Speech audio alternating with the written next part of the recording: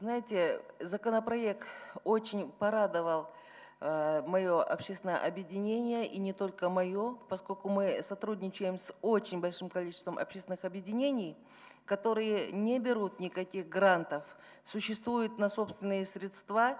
Если где-то собираются, то где-то в каких-то столовых, и там решают свои проблемы, поскольку денег на съем каких-то арендовать каких-то помещений нет. Но эти НПО, им не удалось сюда пройти, и однако они передавали через меня свои пожелания. И эти пожелания мы собрали, и если будет возможность, я сейчас в конце, вот как поговорю, отправлю вам в секретариат с просьбой, чтобы это учли замечания. Но здесь чем хорошо? Смотрите, вот сейчас говорили о правах человека.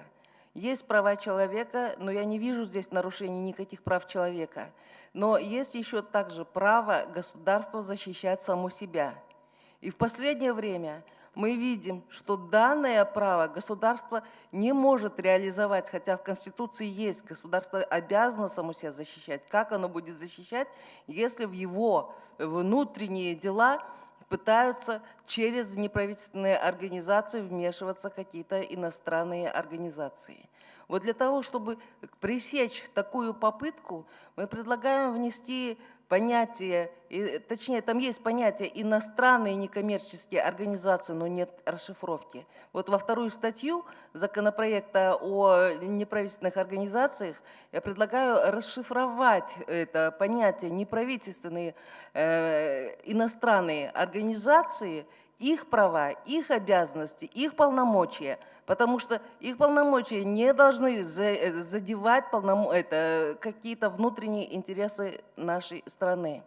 Все эти вопросы действительно стоят сейчас очень остро.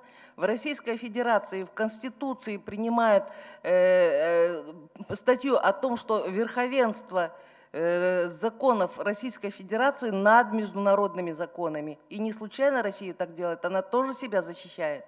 Любое государство должно себя защищать, и прежде всего у нас должно появиться самоосознание. Мы Кыргызстан, и мы живем по законам Кыргызской республики.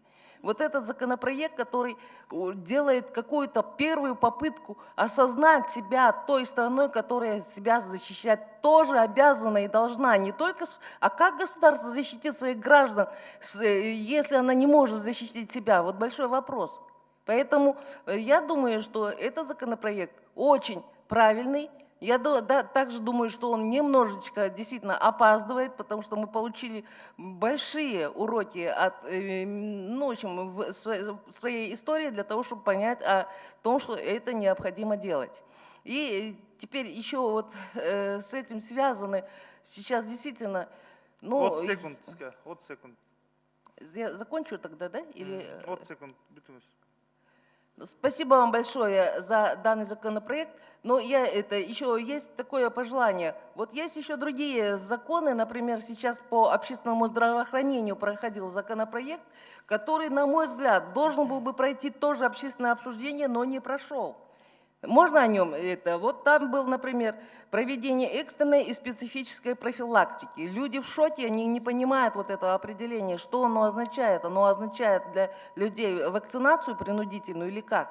Ну и так далее. То есть есть вот очень-очень много вопросов, которые непонятны. Но вопросы, связанные с данным законопроектом, они серьезные, правильные, и мы их поддерживаем. Причем я говорю от имени очень многих городских НПО, которые действительно вот обсуждали, говорили о нем, но они не смогли сюда пройти.